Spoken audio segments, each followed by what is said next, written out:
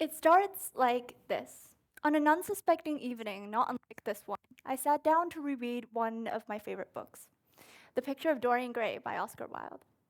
There's a particular extract that stands out to me, which I would like to share with you all today. Because without intending it, I have put into the painting some expression of this curious artistic idolatry, which the world might guess, and I will not bare my soul to the shallow, prying eyes. There's too much of myself in the thing. Too much of myself. Now, the picture of Dorian Gray, despite its characters being perhaps not the best people to model behavior off of, is a great example of vulnerability standing in the way of people's interests. Here, one of the characters, Basil Hallward, is refusing to display his painting, what has been described as his best work yet, for fear of people discovering his secret affection for Dorian Gray, the subject of the painting. He sees this vulnerability within his art to be a fault, as many people do, quite misguidedly. But what if I told you that this stigmatized vulnerability actually adds to your art, instead of taking away from it? Today, I stand here to talk to you all about how a different outlook on vulnerability can impact your art, and in extension, your lives. So, vulnerability. This word can be defined as many different things, interpreted in many different ways. Dr. Brene Brown, a professor at the University of Houston, defines it as uncertainty, risk, and emotional exposure in her book, Daring Greatly. Sharing particular views or emotions can make one susceptible, or at least feel susceptible to harm and alienation. Let's focus in on the latter part of this definition, emotional exposure. Why is it that inspiration from our experiences, our thoughts, and most importantly, our feelings contribute so much to the creation of historically significant art? That is a question I'm attempting to answer today, and I'll first try to do so by presenting this hypothesis. Emotional vulnerability can help someone to create better art. True or false?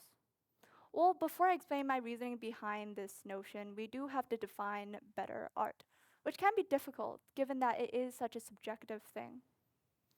That being said, I think many would agree that good art is art that has been successful in achieving its aim.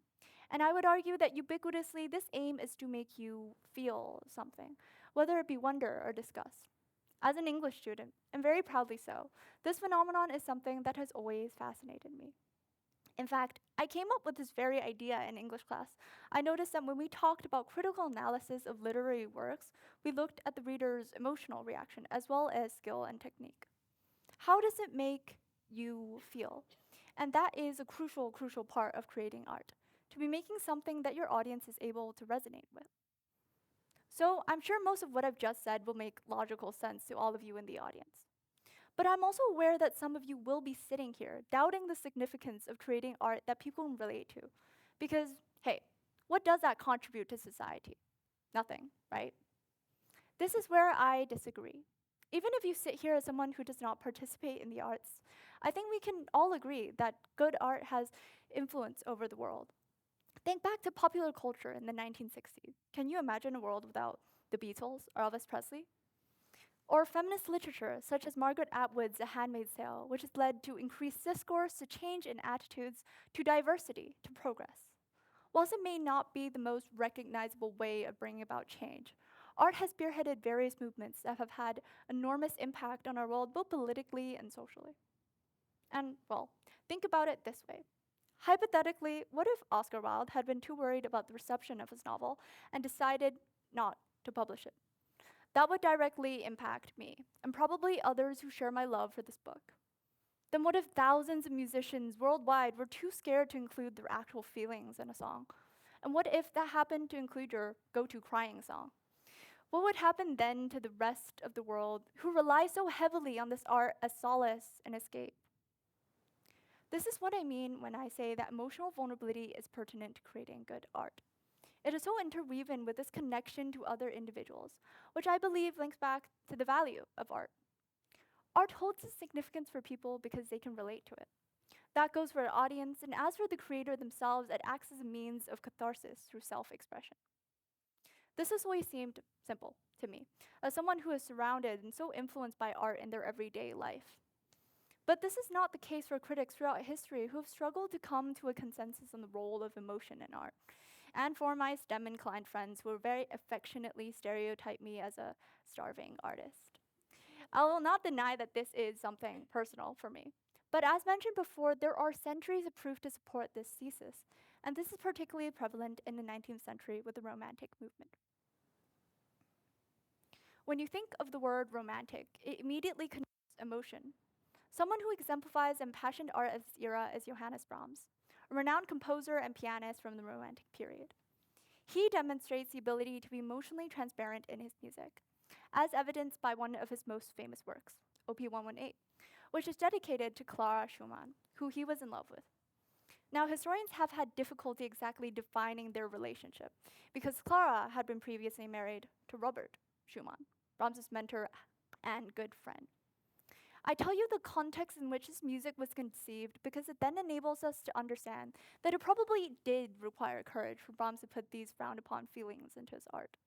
His vulnerability is what has allowed classical music enthusiasts, centuries later, to enjoy his work. When I listen to Op. 118, it paints me a picture of falling in love, an image that is full of tenderness and warmth. That is my emotional reaction to his music, and precisely the point I am trying to make. Perhaps what makes it so good is his ability to convey the vehement emotion of love. Okay, we have now explored how this phenomenon manifested itself centuries ago, but what about now? Emotional art continues to revolutionize the world today. Olivia Rodrigo's record-breaking debut album, Sour, resonated with many because of her unique perspective and vulnerability when it comes to lyricism. Genuineness is something that cannot be faked. When we are vulnerable and open ourselves up to the world, our art will reflect that, and it then becomes more powerful. Vulnerability has never been a weakness. It is a strength that can be utilized as a weapon or as a shoulder to lean on. And of course, it would be extremely hypocritical of me to be standing up here, delivering a speech on how great vulnerability is if I myself was not putting that into practice. So as I wrote this hopefully stirring speech, I tried my best to be as transparent as possible. On paper, this speech may just be sequences of words arranged in a nonsensical manner, but I'd like to believe that there are pieces of myself littered throughout the speech and in all of my writing. I hope that every one of you is able to see a kind of humanity and distinctness in art, even if the artist is unknown to you, even if you don't know me personally. It ends like this. I put down the picture of Dorian Gray and smiled to myself. It has made me feel something. I am now inspired to put this vulnerability into practice. Thank you very much.